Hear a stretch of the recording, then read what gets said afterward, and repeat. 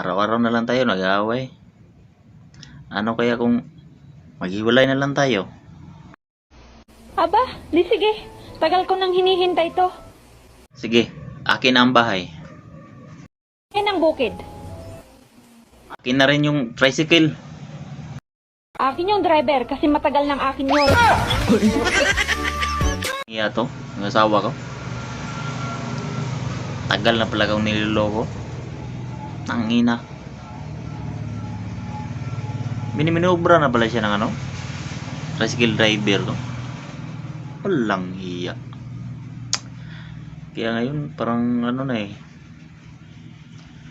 Wala na akong tiwala sa mga babae na to. Parang hindi na ano. Kasi pag sila masaktan, lahat kami lalaki damay. Pero tingnan mo ngayon no. Kung anong ginagawa niya. Lintik na buhay ito. Siya lang pala ng ano, nangaliwa sa akin. Anak ka ng kamatis, oh.